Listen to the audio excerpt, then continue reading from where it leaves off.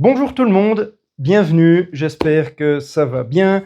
Je vous remercie d'avoir cliqué sur cette vidéo pour voir en fait l'épisode 2 de électrique versus thermique. Vous avez vu, je suis accompagné aujourd'hui par une Porsche Taycan, modèle électrique, et une Alfa Romeo Stelvio, qui est un modèle purement thermique. C'est pas un hasard, hein, j'ai pris quelque chose qui ressemblait à la voiture que j'utilise tous les jours. Alors évidemment, c'est pas la version sport ou quoi que ce soit, c'est juste un SUV qui est joli et il correspondait à mes besoins et surtout à mes possibilités, tant financières que techniques. Parce que posséder un Taycan, c'est bien joli, mais si on n'a pas de borne de recharge et qu'on n'a pas de maison et encore moins de panneaux solaires, ça devient très vite compliqué. Alors, on est reparti pour 5 questions auxquelles je vais répondre aujourd'hui, que ce soit pour l'électrique ou pour le thermique, et on fera un petit bilan. D'ailleurs, j'en profite pour m'excuser, je voulais vraiment enchaîner d'une semaine à l'autre les 2 vidéos consacrées aux véhicules thermiques versus véhicules électriques. Pour moi, ça n'a pas été possible parce que, en fait, j'ai trouvé un nouvel emploi dans une école privée, ce qui fait que j'avais beaucoup d'heures à faire et à préparer en fait à l'avance. Puis j'ai eu des événements familiaux qui ont fait que je n'ai pas réussi à faire cette vidéo plus tôt. Je m'en excuse. On est donc parti, j'espère, avec beaucoup d'enthousiasme pour les 5 dernières questions et un espèce de petit bilan en fait par rapport à la voiture électrique versus la voiture thermique, surtout d'un point de vue de la chimie, mais malheureusement aussi on devra parler un petit peu d'aspects pratiques, logistiques et politiques. On y va. Cependant, avant de commencer, comme d'habitude, j'aimerais vous parler du sponsor du jour, qui n'est autre que, en fait, personne. Il n'y a personne qui sponsorise rien du tout. Je suis toujours en autarcie, je fais du YouTube pour mon plaisir, donc non, cette fois, il n'y a pas de collaboration commerciale. Mais restez jusqu'à la fin parce que j'ai une idée de projet en lien avec la chimie et aussi un peu avec l'automobile, dont j'aimerais vous parler. Et c'est un projet qui, voilà, m'a fait aussi un petit peu réfléchir, un petit peu travailler ces dernières semaines, et je voudrais le partager avec vous et vous faire un petit peu participer, entre guillemets, à cette aventure, un tant soit peu qu'elle se concrétise. Mais voilà, donc restez jusqu'au bout, j'ai un petit truc intéressant à vous, dont je dois vous faire part en fait, et on commence tout de suite. Première question. Donc, la première question aujourd'hui, ça va être, du coup, si on n'a pas envie de reprendre du thermique parce que, effectivement, ça pollue trop, mais qu'on n'a pas les moyens d'avoir une électrique, parce que je rappelle quand même que ça a un certain coût et que, plus généralement, avant d'avoir une électrique, il faut quand même aussi avoir des conditions de base pour l'avoir, c'est-à-dire un garage privé, ce que tout le monde n'a pas et ce que tout le monde ne peut pas avoir non plus, et éventuellement même de l'aide de panneaux solaires afin de réduire la facture. Parce que, évidemment, si vous rechargez votre véhicule électrique tous les jours à la maison, votre facture d'électricité va augmenter. Ça, c'est un fait. Même s'il existe des techniques pour pallier ce problème, techniques dont on parlera plus tard, eh bien, voilà. Je voulais juste dire que c'était pas forcément fait pour tout le monde. Donc du coup, est-ce qu'on prend de l'hybride? Est-ce que c'est un vrai avantage? Alors, là-dessus, j'aimerais quand même d'abord ajouter un truc. C'est que l'hybride de base, ça a l'air d'être une super bonne idée, parce que ça met un petit peu les 2 mondes ensemble. Autrement dit, il y a ceux qui prônent la voiture électrique, mais qui n'en ont pas forcément les moyens, et qui se disent, ok, comme ça, je pourrais quand même épargner un petit peu de CO2 en termes d'émissions, et du coup, je tiens mon rôle, entre guillemets. Mais de l'autre côté, on ne se prive pas, par exemple, de la fameuse autonomie pour faire 6, 7 ou 800 km à la journée. C'est-à-dire, en tout cas, sans faire des pauses de 2 ou 3 heures à cause d'une borne électrique récalcitrante ou suroccupée. Toujours est-il que si on parle de ça, on va quand même bien dire que l'hybride, au fond, c'était peut-être une bonne idée au début des années 2000, autant aujourd'hui, si on veut être réaliste par rapport aux objectifs qu'on s'est donnés de réduction du CO2 pour tout ce qui est transport, et lié au transport routier en particulier, mais on est en fait un peu loin du compte. Déjà, il y a une chose en fait qui est assez essentielle, hein, ça paraît idiot, mais une voiture hybride, et d'autant plus une hybride rechargeable, il y a quand même 2 moteurs. Donc vous vous tapez quand même les 200 kg de votre moteur thermique, plus le poids de la batterie, plus le poids des moteurs électriques. Donc en soi, déjà un moteur c'est lourd, donc 2 moteurs ça pèse. Et comme on l'a dit dans le premier épisode, le poids, ça reste quand même un petit peu l'ennemi du déplacement routier. Donc, pas génial. Donc ça, déjà, c'est le premier argument. Le deuxième argument, il est un peu plus lié aux chiffres, et c'est qu'en fait, quel que soit le type d'hybridation que vous utilisez, il y a un petit peu, quelle que soit votre utilisation de ça, il faut dire que pour faire des grandes distances, on utilise la plupart du temps l'autoroute. Or, l'autoroute, à un moment donné, vos batteries, qu'elles soient grandes ou petites, elles vont s'essouffler, il n'y aura plus rien dedans, et du coup, vous allez aller sur votre moteur thermique. Moteur thermique qui devra tracter le poids de la voiture standard, plus la batterie, plus le moteur électrique. Donc, vous allez très vite décompenser, entre guillemets, vos gains, en termes de CO2, par exemple, en ville, et en particulier avec une hybride rechargeable si vous la rechargez tous les jours, avec vos trajets autoroutiers pour les vacances, vous allez très vite, entre guillemets, récupérer un petit peu le CO2 que vous aviez absorbé avant. Mais au-delà de ça, il faut bien penser que le véhicule hybride, c'est 15 à 20% d'économie en moyenne de CO2. Attention, on parle bien de CO2, on ne parle pas du reste. Mais par rapport à une voiture électrique, en termes de CO2, c'est entre 60 et 70% d'économie, si on en suit les chiffres qui ont été récemment publiés. Donc, si vous voulez, si on se projette dans 20 ans avec les objectifs qu'on s'était donnés de réduction des émissions de CO2 liées au trafic routier, on est bien loin du compte avec l'hybride. Et en fait, aujourd'hui, malgré le fait que pour certaines personnes, ça semble être un avantage, moi je maintiens que si vous avez les moyens, tant financiers que logistiques, d'avoir une voiture électrique, prenez une électrique plutôt qu'une hybride. On verra pourquoi dans la deuxième partie. Et ça m'amène à la deuxième question du jour. Est-ce que l'autonomie est suffisante en fait pour faire des voyages longue distance? Alors, spoiler alerte, un de mes très très bons potes est là avec sa Tesla de Suisse en Suède, donc c'est faisable. En fait, il y a une vraie question là derrière. Et là, elle est plutôt liée à l'utilisation de sa voiture. Je m'explique. De base, une voiture thermique, typiquement comme la mienne, elle peut faire environ 750 km sur un plein. Et du coup, on est tranquille pour 750 km, et on sait que toutes les 50 bornes à peu près, on va trouver une station-service qui va distribuer de l'essence le long de l'autoroute. Donc on se dit, en gros, avec ça, on est tranquille. Mais est-ce qu'on est vraiment beaucoup plus tranquille que dans une électrique qui peut faire 200-300 km d'une traite? La question est intéressante parce que il faut comprendre que pour 95% des trajets en France, l'écrasante majorité ne dépasse pas les 300 km par jour. Ça, c'est de une. De deux, avons-nous vraiment besoin de faire plus que 300 km d'une traite sans faire de pause?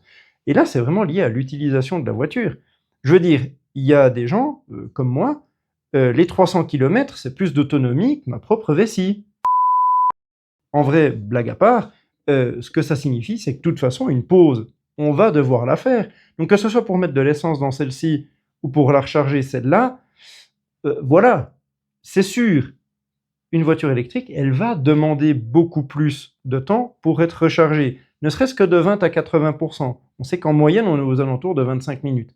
Mais moi, je vous garantis un truc, cet été, encore, je suis parti avec ma voiture et avec ma famille, une pause pour l'essence, c'est pas juste les 5 minutes du plein. On s'arrête, on va peut-être acheter à boire ou à manger, on va peut-être laisser les mômes se défouler un petit coup, on va peut-être, nous, avoir une dispute en dehors de la voiture plutôt que de l'avoir dedans, parce que c'est quand même plus safe. Enfin bref, tout ça, mais mine de rien, ça prend quand même vite 20 minutes. Donc pourquoi est-ce qu'on râle?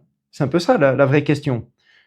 Évidemment, il y a toujours derrière l'idée de la disponibilité des fameuses bornes de recharge. Et est-ce qu'elles fonctionnent?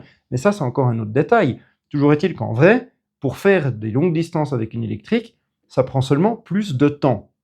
Maintenant, de vous à moi, entre personnes raisonnables, on va quand même réfléchir un peu 2 secondes. La plupart du temps, les longs trajets, on les fait pour aller en vacances. Est-ce qu'on est vraiment pressé au point de vouloir gagner une demi-heure sur un trajet de 600 km? Voilà, la question reste ouverte. Et du coup, j'enchaîne. Question numéro 3, est-ce qu'il y a assez de bornes de recharge? Alors, je vais prendre le cas de la France parce que c'est probablement un des pays les plus intéressants à suivre dans le sens où il y a quand même 70 millions de personnes, donc potentiellement 70 millions d'usagers de la route, et les chiffres sont très très bien référencés. Il se trouve qu'en France, actuellement, il y a environ 100 000 bornes de recharge qui sont actives et qui fonctionnent. Maintenant, ce qu'il faut comprendre, c'est que, évidemment, ces bornes de recharge, elles doivent servir à un certain nombre de véhicules. Or, avec l'interdiction de vente de véhicules thermiques d'ici l'horizon 2035, le nombre de voitures électriques devrait logiquement augmenter. Et en conséquence, le nombre de bornes de recharge aussi. Alors, en France, en tout cas, ils ont plein de plans. Maintenant, est-ce que ça va être mis en place et comment ça va être mis en place, ça, je ne sais pas, et je ne suis pas dans la politique pour le savoir. Mais l'idée, c'est qu'ils veulent suivre, en tout cas, la courbe, le tracé fait par le nombre de voitures électriques qui existent, en mettant à disposition le nombre de bornes de recharge qui correspond. Donc, en soi, on y est à peu près. L'idée, c'est d'avoir en tout une borne de recharge pour 2 voitures. Ça, c'est l'idée, un peu idéaliste, certes, mais l'idée, globalement, ce serait ça. Est-ce qu'on y est? Pas nécessairement. Et puis après, il y a quand même toujours des petits trucs un peu enquiquinants, pour ne pas dire autre chose. Par exemple, tout près de chez moi, il y a 2 bornes de recharge qui viennent d'être installées, mais elles sont même pas là depuis 6 mois. Et il y en a une des deux, donc je considère qu'elles sont neuves, et il y en a une des deux qui ne marche pas. Elle marche pas depuis 3 mois, quoi. Donc du coup, nous, dans les voitures électriques, qu'est-ce qu'on fait? On va chercher nos bandes de recharge, on y va, et puis le machin, il est en panne. Super. Celle d'à côté, forcément, elle est occupée, et donc on fait comment? Donc il y a quand même toujours ce stress lié à la borne de recharge, si elle est, on va dire, en fonction, si elle est pas du tout hors service, quoi. Donc ça reste un des stress. Et l'autre des stress, je trouve, et puis ça c'est assez gênant en général, c'est que il y a plusieurs abonnements pour plusieurs compagnies différentes avec leurs bornes de recharge. À un moment donné, j'espère, ou en tout cas j'ose imaginer, qu'il y aura la possibilité de faire un abonnement global, quitte à ce que celui-ci soit légèrement plus cher, hein, on s'entend, et sur laquelle on pourra mettre toutes nos voitures tout le temps quand on veut. Et pas que si on prend un abonnement à tel et tel, on n'a pas accès aux autres bornes de recharge. À un moment donné, je vais quand même le dire cash, ça fait chier, hein. À un moment donné, je ne dois pas nécessairement mettre de l'essence Eni dans ma voiture. Eni, c'est l'ancêtre, enfin, on va dire l'ancêtre était Jeep. Mais peu importe. Je veux dire, c'est comme si je devais me limiter à une seule marque d'essence. À un moment donné, ça n'a aucun sens. Donc, s'il vous plaît, les gens qui font les bornes de recharge, faites un effort, essayez de grandir un petit peu, quoi. Merci.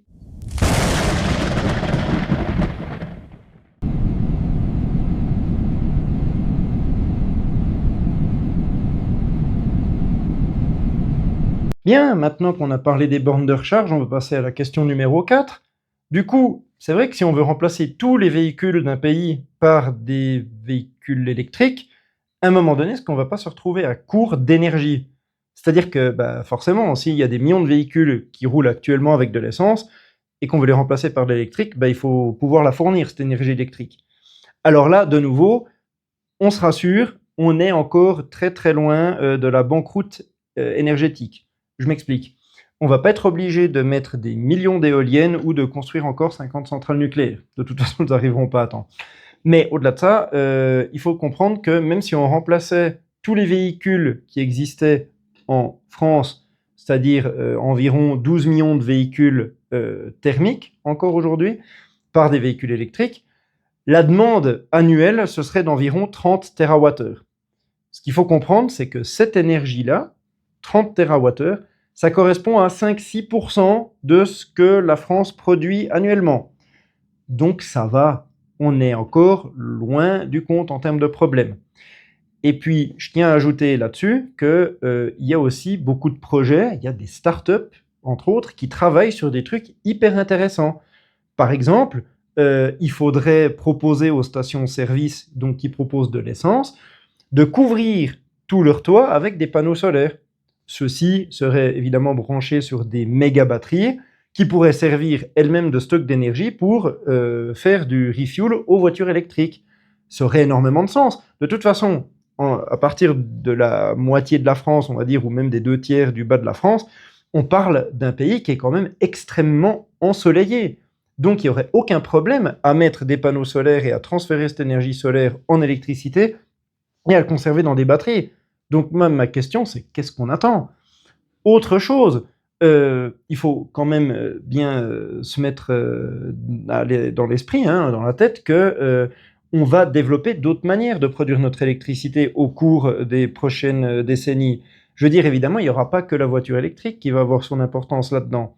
Et il faut penser aussi à un autre truc, c'est que les ménages, en tout cas c'est mon souhait le plus cher, vont réduire leur consommation, et ce drastiquement. Donc la capacité énergétique actuelle d'un pays, même si elle reste la même, il faut comprendre que oui, le besoin énergétique des voitures électriques à l'avenir sera un peu plus grand, mais en contrepartie, on peut espérer que les industries et que tout ce qui est immobilier diminue. Et donc, on se retrouvera avec un équilibre et il n'y aurait pas nécessairement besoin de prévoir un parc éolien de 10 000 pales, quoi. Voilà, moi je dis ça comme ça, hein. Si jamais vous avez besoin d'autres idées pour développer votre pays, vous pouvez faire appel à moi. Là, on est à la dernière question déjà de la vidéo. Qu'en est-il de la pollution de l'air? Alors, je sais que dans la première vidéo, j'avais assez vivement critiqué le fait qu'il fallait éviter de surenchérir avec le poids des voitures parce que, mine de rien, l'utilisation des freins et des pneus était proportionnelle en fait au poids de la voiture et qu'en conséquence, il y aurait beaucoup de particules fines qui seraient émises. Tout ça, c'est vrai. Cela dit, on va voir un petit peu plus généralement qu'est-ce que c'est que la pollution de l'air et entre autres, quelles en sont les conséquences. Alors la pollution de l'air, c'est quoi? C'est quand on émet dans l'atmosphère plusieurs types de molécules ou de particules fines. Les particules fines, ce sont des nanoparticules qui peuvent être constituées de beaucoup de choses. Bien sûr, il y a les oxydes d'azote, bien sûr, il y a d'autres trucs comme ça, mais aussi tout ce qui vient des freins et des pneus en particulier. C'est ça, vraiment, les microparticules. Donc, du coup, tout ça, à un moment donné, ça finit dans l'air ou dans l'eau. Quand ça finit dans l'air, on parle de pollution atmosphérique. Et il y a plusieurs types, en fait, de pollution de l'air. Je tiens quand même à dire que, ayant moi-même travaillé pendant 10 ans dans le milieu hospitalier, j'en ai vu des gens souffrir de problèmes cardio-respiratoires et une partie d'entre eux, c'est probablement provoqué par la pollution de l'air, en particulier dans les grandes villes. À l'échelle européenne, on parle quand même de 400 000 décès par année, 400 000 décès qui viennent un peu en avance, entre guillemets. Donc on sait que c'est par rapport à une mauvaise qualité de l'air. Évidemment, l'idée, c'est de réduire tout ça. Et est-ce que la voiture électrique y participe? Eh bien, partiellement. Je m'explique. Vous voyez là, on a deux véhicules qui sont pas forcément du même type, qui sont pourtant à peu près de dimensions similaires. On dirait comme ça de base que c'est le SUV qui est beaucoup plus lourd, et en fait non, pas du tout. Le SUV que vous voyez là, avec ses liquides de fonctionnement, il pèse environ 1800 kg. La Porsche Taycan qui est là, elle pèse de base 2 tonnes 4. Donc ça paraît rien, vous allez me dire c'est 600 kg. 600 kg sur les 1800, on a 33% de masse supplémentaire. Qu'est-ce que ça veut dire? Eh bien que tout ce poids, il doit bien reposer sur quelque chose. En général, ce sont les 4 roues. Donc, les roues vont être un peu plus larges. Qui dit roue plus large dit pneu plus large. Et là, du coup, le pneu, c'est ce qui est en contact avec la route et c'est ce qui émet une partie des particules fines. Et donc, c'est un petit peu un problème. Cela dit, la voiture électrique épargne quand même une partie, un pourcentage des particules fines. J'y viens tout de suite. Pour illustrer mon propos, il y a deux articles que je vous suggère d'aller consulter. C'est celui de l'ADEME et celui de Science of the Total Environment, qui donc ont travaillé sur le sujet. Ils ont observé et pris des mesures dans l'atmosphère. Ils ont étudié les véhicules thermiques et les véhicules électriques et ils sont arrivés à certaines conclusions. La première, c'est qu'en fait, il y a 3 types de particules fines qui sont émises. Il y a celle à l'échappement, qui concerne évidemment uniquement les voitures thermiques, celle hors échappement, qui concerne aussi la petite voiture bleue qui est là, et celle qu'on dit secondaire. J'y viens tout de suite. Donc, celle à l'échappement, forcément, ça va être quoi? Ça va être le CO2, même si ça, c'est pas une particule fine, mais il y aura tous les autres déchets, c'est-à-dire les molécules qui n'auront pas subi une combustion complète, ça va être un petit peu problématique. Tous les autres gaz qui sont réinsérés dans les turbos, parce qu'aujourd'hui, malheureusement, la plupart des véhicules sont des moteurs avec un turbocompresseur, et tout ça, ça va réémettre un petit peu des saletés à partir du pot d'échappement, dont les fameuses particules fines. Et donc ça, c'est pas génial. Et ça concerne que les véhicules thermiques. Maintenant, pour tout ce qui est hors échappement. Alors là, il y a deux choses à comprendre, c'est qu'on va parler essentiellement, en fait, des freins et des pneus. Alors pour les freins, il faut savoir que l'usure des freins sur un véhicule électrique est légèrement différente en termes de fonctionnement, respectivement une voiture purement thermique. Parce qu'il y a la récupération d'énergie dans la plupart des voitures électriques. Et donc, ce qui se passe, c'est que le disque, il est composé différemment, et donc s'use un petit peu moins. Il s'use quand même, mais les particules émises par le freinage des voitures électriques est quand même moins important que celui des voitures thermiques. Cela dit, à poids équivalent. Je rappelle que les véhicules les plus lourds, du coup, ils ont quand même tendance à émettre un peu plus de particules. Bien que une partie de l'énergie soit récupérée sous forme d'électricité après, il y a quand même pas mal de particules fines qui sont émises depuis les freins des voitures électriques. Le vrai problème, ça va consister dans les pneus. Parce que, comme j'ai dit avant, les véhicules électriques sont quand même sensiblement, voire ostentatoirement beaucoup plus lourds. Ce qui fait que leurs pneus sont bien plus grands. Et forcément, les particules fines émises depuis les pneus sont, en conséquence, proportionnellement plus grandes. Il faut comprendre que, par exemple, par rapport à une citadine comme une Fiat Panda, les pneus de ce Porsche Taycan ici, ils sont quand même pratiquement 2,5 fois plus gros, quoi. C'est des énormes boudins. Et en conséquence, on peut considérer qu'il y a entre 2,5 et 3 fois plus de particules fines émises par les pneus. Donc, gardez en tête que même si on vous vend la voiture électrique comme la solution d'avenir pour les villes, une citadine émettra moins de particules fines en ville grâce à la taille de ses pneus et forcément à son poids qui est quand même bien moins important. Et en conséquence, la qualité de l'air dans les villes, il serait peut-être quand même mieux avec une Fiat Panda qu'avec une Porsche Taycan. Mais bon, c'est un débat, toutes les mesures qu'on peut faire, mais ça n'a pas encore été tout mis ensemble, on va dire. Mais les études montrent quand même que, en tout cas en ville, entre ça et ça, c'est clairement préférable une voiture électrique. Par contre, par rapport à une citadine, même avec un petit moteur thermique, je pense que c'est quand même encore la citadine à moteur thermique qui gagne. Peu importe.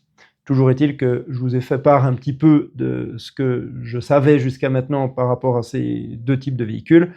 Et il faut considérer que la qualité de l'air et donc la pollution de l'air dépend aussi de notre manière de voyager. Je me répète sur un petit truc, ça paraît idiot, mais dans la plupart des pays européens, les gens prennent leur voiture pour faire clairement moins de 100 km par jour. Il y a une partie d'entre eux qui prennent aussi leur voiture pour faire même pas 1 km. Alors, à l'exception du fait que vous ne soyez pas en bonne santé, ce qui me navrerait, mais voilà, ça peut arriver, ou que vous ayez un certain âge et que vous ne puissiez pas vous déplacer sans véhicule, même pour 1 km, s'il vous plaît, réfléchissez avant de faire un déplacement. Je veux dire, on en est là. Ça va être un des objets de ma conclusion, mais on en est un petit peu là.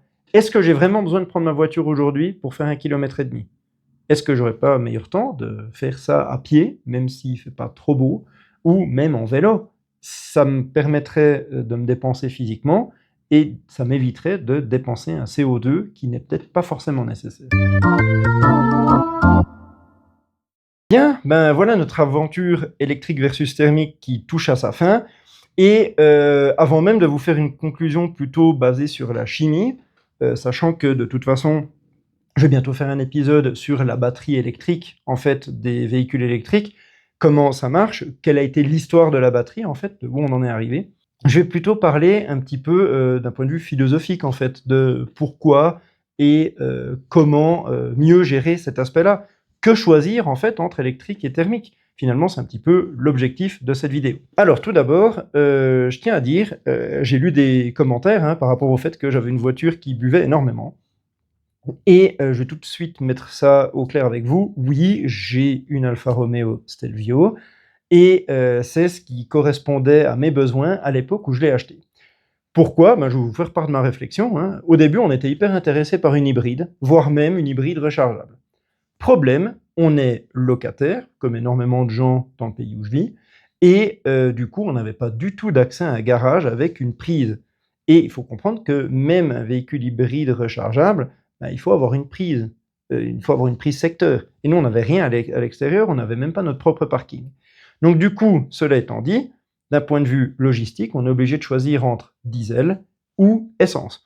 Sachant qu'à l'époque où je l'ai choisi, le diesel, il était en train, enfin l'Union européenne était en train de signer son arrêt de mort. On s'est dit, si on achète un véhicule diesel, même pour 5 ans, en se disant on achète une électrique après, il n'y a aucune chance qu'on la revende. Et en fait, ça nous a fait un peu flipper. Et du coup, on s'est dit, on prend une essence normale, assez grande, et notre choix était dirigé par le fait qu'on avait des avantages d'entreprise, et du coup, on a pu l'avoir neuve avec 30% de réduction. Voilà. Ça arrive pas à tout le monde, on a été béni pour ça, on a eu de la chance. On a un joli véhicule qui fonctionne très bien, pas eu beaucoup de problèmes de fiabilité, il faut quand même le dire. Mais voilà, ça reste une essence qui boit effectivement environ 8,5 litres au 100. C'est un peu moche, mais c'est comme ça. Et à la base, on s'est dit surtout, ben voilà, on prend cette voiture-là en espérant pouvoir la revendre et prendre une électrique derrière quand on aura un chez nous. Il faut bien le dire, 5 ans plus tard, on n'a toujours pas notre chez nous, pour plusieurs raisons, et donc on n'a toujours pas de garage. Donc, la première chose que je tiens à vous dire, c'est que je n'ai pas de parti pris, en fait, par rapport à l'électrique, enfin, pardon, au thermique ou à l'électrique. Je suis moi-même un grand amoureux de sport automobile. J'adore quand ça fait vroom vroom, puis pampan, et puis qu'il y a les gaz qui reviennent dans les échappements. Mais voilà, je me base sur une réflexion rationnelle avec l'éducation scientifique que j'ai eue et j'aimerais vous en faire part. Donc, avec tout ce que je vous ai dit au cours de ces 2 épisodes, qu'est-ce qu'on peut conclure? Eh bien que mine de rien, l'électrique, en fait, il y a très peu de mal à ça. Oui, il y a quelques petits inconvénients, et ça, évidemment, je vais en parler après, mais en termes d'utilisation et en termes de mesures qui sont faites depuis une dizaine d'années sur ces types de véhicules par rapport aux véhicules thermiques, ben, il faut bien le dire, le véhicule électrique, il gagne. Il émet effectivement moins de CO2, il émet certes des particules fines, mais il y a encore des progrès à faire et ils sont en train de les faire. Et surtout, quelque part, j'espère qu'avec l'avènement des voitures électriques, eh bien, on aura aussi envie de développer l'industrie avec ça et de forcer peut-être un petit peu d'un point de vue politique la mise en place de panneaux solaires sur les stations-service, hein, comme je vous en parlais, ou ailleurs, par exemple. Pourquoi est-ce qu'on ne dirait pas, bah tiens, toutes les surfaces commerciales de plus de 1000 mètres carrés, bah, elles sont obligées d'avoir, j'en sais rien, 50% de leur toit couvert en panneaux solaires. Je dis ça pourquoi? Parce que les grandes boîtes, hein, comme Leclerc, comme Migros par exemple en Suisse, ou là je parle que des grands trucs alimentaires, mais il y en a d'autres, hein, Leroy Merlin qui ont des surfaces énormes, Ikea et compagnie, ben, arrêtez de faire chier, mettez des panneaux solaires, et puis sinon, ben, on vous force à le faire. Et puis voilà, de toute façon, ils ont du fric. Ils ont du fric, alors ils se noient dedans, ça, c'est pas un problème.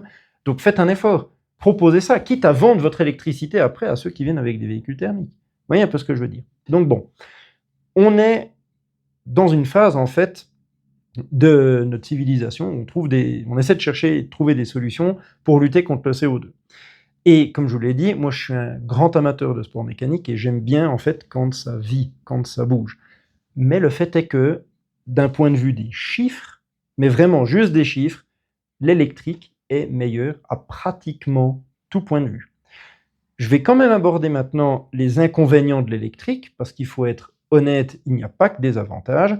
Et surtout, en fait, je ne peux pas parler que de chimie, parce que ça forme un petit peu une fracture sociale. La même qui, au début de l'avènement de l'automobile tout court, avait amené à une fracture sociale. Il y a des gens qui pouvaient se permettre d'acheter une voiture, et ils étaient très très rares, et en général, ils faisaient partie de la haute, comme on dit, et les autres, ben, ils continuent à cheval ou à pied, hein. Et là, en fait, avec les voitures électriques, il y a plusieurs problèmes. Le premier, c'est quand même le prix. Je veux dire, ils font des efforts et il y a des marques qui arrivent sur le marché en provenance de Chine, entre autres, qui ont des prix hyper intéressants, mais ça reste quand même relativement onéreux. Et ça, on ne peut pas le retirer du jour au lendemain. C'est-à-dire que vraiment, monsieur et madame tout le monde ne peut pas acheter une voiture électrique. Point. Et quand bien même ils pourraient le faire, est-ce qu'ils ont à côté la logistique pour le faire? Comme je l'ai dit, Tout le monde n'a pas forcément une maison avec le choix d'avoir des panneaux solaires sur le toit, ou d'avoir de la géothermie, ou d'avoir même son propre garage pour brancher sa voiture. Donc, si vous voulez, quelque part, l'électrique, il est pour l'instant encore réservé à une élite, si on veut. Et ça, c'est pas forcément très cool. Donc, en ça, l'électrique pose un petit peu problème. C'est qu'elle n'est clairement pas faite pour tout le monde. Ça, c'est le premier point. Deuxième point, même si les politiciens nous font des belles promesses avec leurs bornes de recharge, il faudrait déjà qu'ils vérifient qui vient les installer, si c'est fiable, et puis surtout que ça suive. Parce que c'est une chose de dire en 2035 on ne vend plus de voitures thermiques neuves, c'en est une autre de dire en 2035 on aura à disposition 2 millions de bornes de recharge. Il faut que ça suive. Et en l'occurrence actuellement, ça n'est pas forcément le cas. Je me répète, juste à côté de chez moi, ils venaient d'installer 2 bornes, il y en a une qui était en panne pendant la moitié du temps. Ça le fait pas. Je suis désolé, ça le fait pas. Ça fait partie des autres inconvénients, on va dire. Donc, voilà. Là, la voiture électrique, c'est pas encore trop ça. Et le troisième point que j'aimerais aborder avec la voiture électrique, c'est qu'on nous la vend comme une solution miracle. C'est vrai que d'un point de vue des chiffres, c'est hyper intéressant. Mais, est-ce que tout le monde est prêt à rouler dans une voiture électrique? Ça, c'est encore autre chose. Pourquoi? Parce que, comme d'autres qui regardent probablement cette vidéo, vous aimez bien en fait la mécanique, le côté un peu vivant d'une voiture, celle qui fait du bruit, celle qui ronronne un petit peu, en fait qui donne quelque part un petit peu la sensation que c'est vivant. Or, une voiture électrique, la plupart des gens aujourd'hui la considèrent un petit peu comme un smartphone. C'est-à-dire qu'en vrai, c'est rien d'autre qu'un objet technologique qui roule. Et il y a une espèce de surenchère, en fait, de la même manière qu'il y a une surenchère avec les téléphones portables et les iPhones. Tous les 6 mois, il y a un nouveau truc qui sort. Alors, soit il a une autonomie prolongée, soit il a un écran un peu plus grand, soit il a un nouvel abonnement avec les bandes de recharge. Enfin bon, il y a toujours un truc en plus. Et en fait, cette surenchère, ça fait que le côté long-termiste d'une voiture électrique n'existe pas. Il n'est juste pas existant. Aujourd'hui, on vous vend une voiture électrique de la même manière qu'on vous vend une voiture thermique. Or, c'est juste pas bien. Comme on l'a vu dans le premier épisode, une voiture électrique, elle commence à être rentable à partir d'environ 30-40 000 km. Or, il se trouve que 30-40 000 km, c'est à peu près les contrats de base qu'on propose en leasing. Et donc, du coup, les gens, qu'est-ce qu'ils font? C'est comme avec un téléphone portable. Ils achètent un téléphone portable, donc ils achètent leur voiture électrique toute neuve, ils sont hyper contents, ils signent un leasing pour que ça leur coûte pas trop cher, parce que malheureusement, les véhicules électriques sont chers, donc eux, ils y voient une opportunité. Et puis après 3-4 ans, quand il y a le nouveau iPhone 16 qui sort, vous l'achetez. C'est pareil avec les voitures électriques. Elles vont plus loin, elles ont des meilleurs écrans, des meilleurs logiciels, elles ont le conduite autonome niveau 2 ou je sais pas trop quoi, et du coup, ils la changent. Or, changer de voiture électrique tous les 30 à 40 000 km, c'est presque du terrorisme environnemental, puisque le but, c'est de dépasser ces fameux 30 à 40 000 km. Donc pour l'instant, le système économique, ou si on veut, un peu la constellation qui a été faite dans la vente de véhicules électriques, en tout cas aux normes européennes, c'est complètement débile, ça n'a pas de sens. Faites plutôt des leasings sur 10 ans. De toute façon, on démontre aujourd'hui que les batteries, après 10 ans et même après 150 000 km, elles ont à peine perdu 10% de leur usage. Donc c'est fiable, ça tient dans le temps. Je veux dire, arrêtez avec cette vision court-termiste, faites un effort. Et ça, c'est le dernier truc que j'ai envie de dire. C'est que vraiment, si l'achat d'un véhicule électrique vous intéresse parce que vous avez les possibilités de le faire, faites-le parce que vous ferez un geste pour la planète, ça c'est une certitude. Et la deuxième, c'est que vous vous assurez quand même un certain confort. Je veux dire, une voiture électrique, elle fait pas de bruit, ou presque à la base. J'ai été quelques fois dans une voiture électrique, c'est quand même cool, c'est vachement reposant. Donc il y a ça. Et vous faites, comme je vous l'ai dit, vous faites un geste pour les générations futures. Donc c'est à prendre en compte. Mais s'il vous plaît, faites cet achat en réfléchissant sur le long terme. D'ailleurs, à propos d'achat, si vous voulez vraiment faire un truc intelligent, pensez à regarder un petit peu du côté des occasions. Parce que, comme je l'ai dit, depuis 5-6 ans, les batteries, elles ont une durée de vie énorme. Or, comme c'est pas très connu par la population, actuellement, le prix des voitures électriques en occasion, même avec un faible kilométrage, il est très très bas. Je vous mets quelques exemples ici à l'écran. Une de celles que je préfère, c'est la Genesis G80 électrique, qui a 500 km d'autonomie.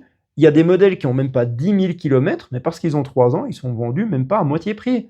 Alors oui, ça reste un coût, mais vous avez vu la tronche de la bagnole un petit peu, c'est quand même incroyable. Donc réfléchissez-y comme vraiment un achat pour le long terme. Et après, si vous avez la possibilité, essayez de mettre des panneaux solaires. Alors oui, c'est un coût à la base, mais sur le long terme, de toute façon, vous y gagnez d'un point de vue énergétique. Voilà, alors c'était tout pour aujourd'hui pour électrique versus thermique. Donc bah voilà, malheureusement, vous l'avez constaté, c'est quand même l'électrique qui remporte assez haut la main ce duel. Moi, ça me fait un peu mal au cœur parce que je suis un petit peu un vieux de la vieille, j'aime bien quand ça vit, j'aime bien quand ça bouge, qu'il y a un petit peu d'émotion en fait. Et probablement que je vais finir là-dessus parce que c'est peut-être là quel problème. C'est qu'une voiture thermique, aujourd'hui encore, procure une certaine émotion, ou en tout cas aux passionnés. Une émotion que jamais une électrique ne donnera. Alors oui, les électriques sont plus performantes, même les meilleures voitures de sport thermiques ne les dépassent plus aujourd'hui. Donc il y a de la sensation, mais est-ce qu'il y a de l'émotion derrière? Ben non. Et du coup, c'est là que ça fait mal, parce que quelque part, en nous forçant à l'électrique dans 10 ans, on nous retire ce privilège de penser passion. Du coup, la voiture électrique, donc notre mode de déplacement, notre liberté de se déplacer quand on veut, où on veut et au moment où on veut, eh ben, ça va devenir juste une manière de se déplacer. Ça va plus devenir un moment particulier. Et je pense que, en fait, on doit apprendre à faire le deuil de ça aujourd'hui. Et probablement que, peut-être même comme moi, vous n'êtes pas encore prêt à le faire. Voilà, c'est tout pour aujourd'hui. Merci de m'avoir écouté. J'espère que cette vidéo vous a plu, que vous aurez appris des choses. Laissez un petit pouce bleu, ça aide beaucoup la chaîne en ce moment. C'est vrai que comme je suis un petit peu moins assidu qu'au début de la chaîne, ben voilà, il y a peut-être un peu moins d'entrain, mais moi ça me ferait très plaisir. Je vais la continuer. Ça va peut-être un petit peu plus au compte-gouttes, mais de toute façon, je vais vraiment maintenir un certain rythme. Je vais essayer une fois toutes les 2 semaines. N'hésitez pas à vous abonner, je vais faire d'autres shorts, je vais faire d'autres vidéos sur des sujets de chimie, entre autres un sur la batterie électrique des voitures et puis un peu l'histoire de la batterie, parce qu'il y a quand même des choses à dire. Et voilà, autrement, je voulais quand même vite fait vous parler de mon projet, parce que je vous avais dit en début de vidéo que je le ferais. Et ce projet, c'est quoi? C'est que, ben voilà, comme vous le saviez, je suis enseignant en chimie, et donc j'enseigne dans des gymnases ou lycées privés, et il se trouve que ce sont des structures relativement petites qui n'ont pas les moyens d'avoir un laboratoire de chimie. Et l'idée que je me suis faite, en fait, pendant cet été, c'est de me dire, mais pourquoi ne pas amener le laboratoire à eux? Donc mon idée, pour le moment, c'est d'acheter un van et en faire un laboratoire de chimie roulant, avec évidemment l'objectif suprême d'avoir un but éducatif. De là, l'idée, ce serait éventuellement de faire des journées ou des demi-journées de chimie, de découverte de la chimie pour les plus jeunes, ou même d'aller dans ces écoles privées qui n'auraient pas la possibilité d'avoir un laboratoire à eux. Je vais donc proposer une cagnotte sur laquelle vous pouvez mettre ce que vous voulez, même 1 euro, ce serait suffisant. Je vous en remercie déjà d'avance. Ou alors, si la cagnotte ne vous convainc pas parce que vous vous dites: «Ouais, mais bon, c'est un projet à lui, il a qu'à se démerder», vous pouvez mettre un peu plus d'argent et pas dépenser cet argent, mais l'investir pour apprendre à mieux gérer votre énergie domestique. Je vous mets les liens pour mon livre ici en description. Je fais une petite baisse de prix à l'occasion pour attirer forcément un petit peu plus d'acheteurs. Croyez-moi que le prix d'achat du bouquin sera largement compensé par les économies que vous ferez à la maison chez vous. Il y a plein de petits trucs et astuces. Il y a aussi la raison du pourquoi on en arrive à tel prix. Donc je vous explique un petit peu comment lire vos factures et comment ne pas vous faire avoir. N'hésitez pas à l'acheter. Tout ce qui viendra depuis cette chaîne YouTube sera consacré à ce projet, peut-être, s'il arrive au bout, de van roulant avec son laboratoire à l'intérieur. L'idée, c'est de propager la connaissance de la chimie et de faire participer un maximum de monde. Donc je vous remercie beaucoup de votre intérêt pour ça, et puis éventuellement des dons que vous feriez, ce serait vraiment magnifique. Merci beaucoup, une excellente journée à vous et à bientôt pour un prochain épisode. Salut!